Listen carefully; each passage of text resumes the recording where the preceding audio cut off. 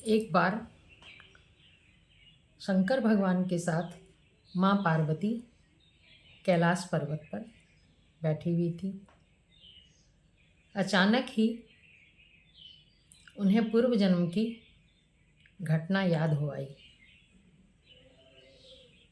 उन्होंने भगवान शंकर से कहा, हे देवाधिदेव, चराचर जगत आपके चरण कमलों की आराधना करता है।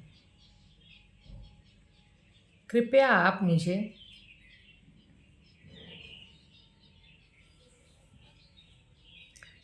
श्री रघुनाथ जी का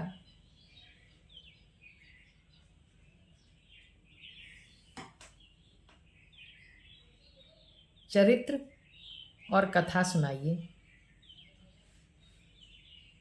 मुझे उनके बारे में बताइए। अगर वे अयोध्या के राजकुमार हैं तो वो ब्रह्म कैसे हैं?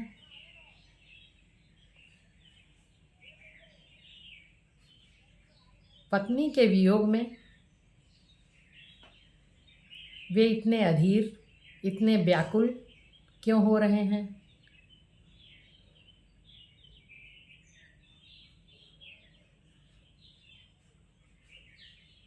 आप जिनका नाम दिन रात राम राम जपा करते हैं, क्या ये वही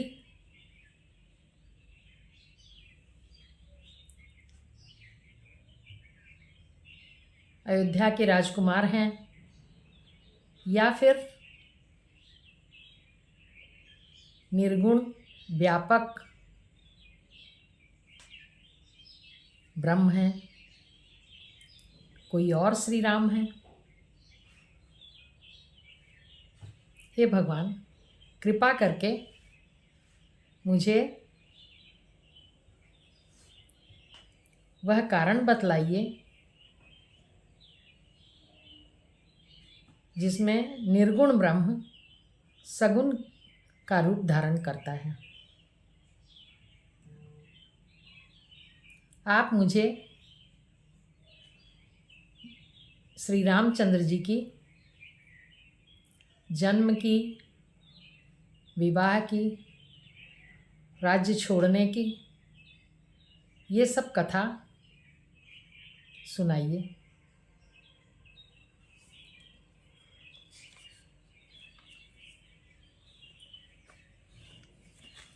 शिव जी कहते हैं कि हे देवी, आपके जैसा मेरा कोई और उपकारी नहीं है जिसने श्री राम कथा कहने के लिए मुझसे आग्रह किया है। श्री रामचंद्र जी की कथा कलयुग रूपी वृक्ष को काटने वाली कुल्हाड़ी है। कामधेनु की तरह सर्व सुख देने वाली है। और जिस प्रकार हाथ की ताली से पक्षी उड़ जाते हैं, यह सभी संदेहों को उड़ा देने वाली हाथ की सुंदर ताली है।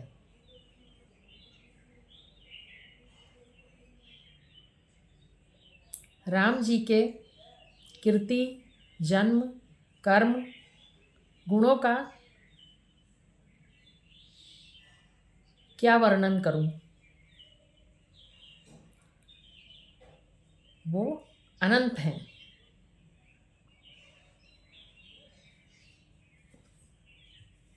हे पार्वती, सगुण और निर्गुण में कोई भी भेद नहीं है।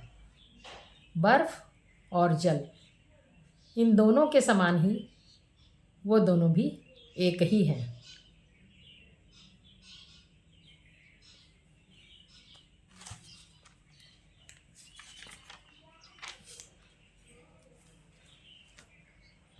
श्री रामचंद्र जी व्यापक ब्रह्म, परमानंद स्वरूप, परम पुरुष हैं। मैं इन्हीं का नाम ले लेकर काशी में मरने वाले प्राणी को मुक्त कर देता हूँ। ये वही रघुकुल तिलक श्री रामचंद्र जी हैं।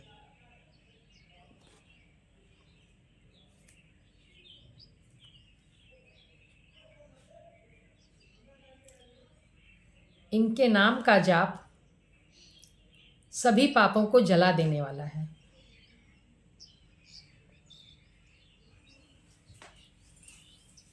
इस पर पार्वती जी कहती हैं, हे भगवान, मेरे सारे संदेह मिट चुके हैं। आप कृपा करके मैंने जो पहले बात कही थी रामचंद्र जी की, वो सभी कथाएं मुझसे कहिए।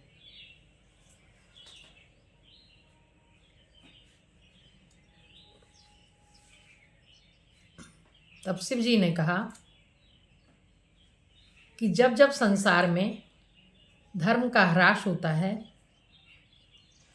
जब नीच असुर वृद्धि पा जाते हैं, तब तब संसार का भला करने के लिए, पृथ्वी का भार हल्का करने के लिए भगवान अवतार लेते हैं। कई कथाएं हैं उनके अवतार की। एक कथा इस प्रकार है, जय और विजय ये दो भगवान के बड़े ही प्यारे द्वारपाल हैं। एक बार सनकादि ऋषि भगवान विष्णु के पास गए तो इन द्वारपालों ने उन्हें बाहर रोक दिया। इस पर वो अत्यंत क्रोधित हो गए और उन्होंने जय विजय को शाप दिया कि तुम दोनों अगले जन्म में असुर हो जाओ। उन ब्राह्मणों के शाप से वो दोनों द्वारपाल दो भयंकर असुर बन गए।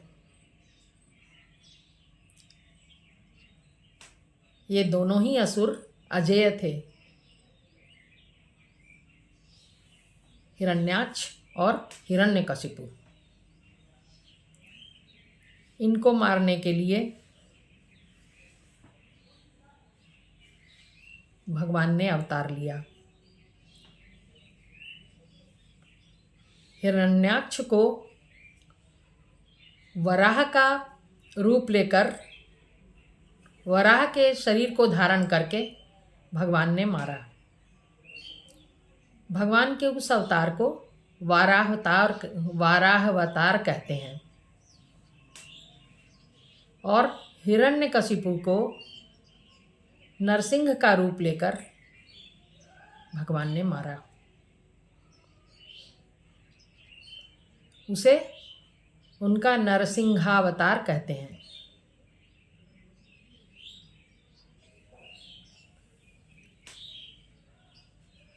इसके बाद यही दोनों असुर पुनः अगले जन्म में रावण और कुंभकर्ण बने। ये भी बहुत बड़े राक्षस थे, जिनको मारने के लिए भगवान ने फिर अवतार लिया। भगवान के मारने के बावजूद भी इनकी मुक्ति नहीं हुई, क्योंकि ब्राह्मणों का शाप, सनकादिकों का शाप 3 जन्म के लिए था। भगवान ने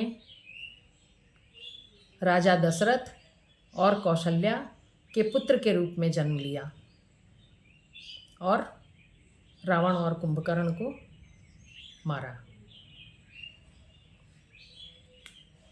फिर किसी कल्प में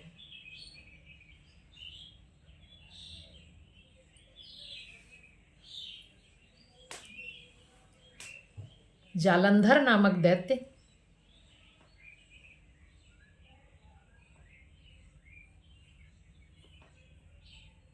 को मारने के लिए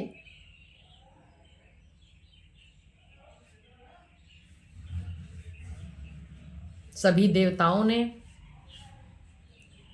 यहाँ तक कि शिव जी ने बहुत प्रयत्न किया, किंतु वह अजेय था। उसकी पत्नी बहुत पतिव्रता थी। उसकी शक्ति के कारण उसके पति का कोई बाल बांका नहीं कर सकता था। इस पर भगवान ने छल करके जालंधर की पत्नी के व्रत को तोड़वा दिया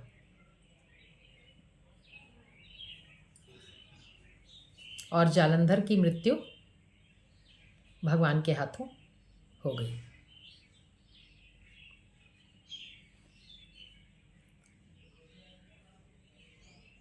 जब जालंधर की पत्नी को भगवान के छल का पता चला तो उसने भगवान को शाप दिया।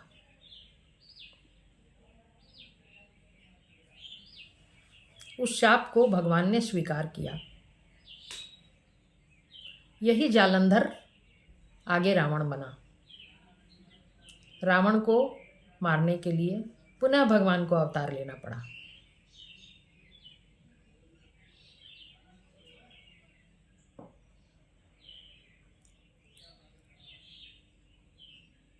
एक बार महर्षि नारद ने भगवान को शाप दिया था।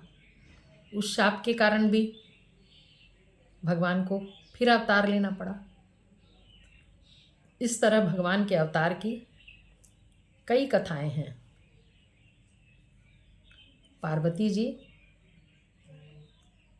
भगवान शंकर के मुख से इन कथाओं को सुनकर बहुत खुशी हुई, वह अभिभूत हो गई और भगवान के चरण छूकर उन्होंने पुनः उनको प्रणाम किया।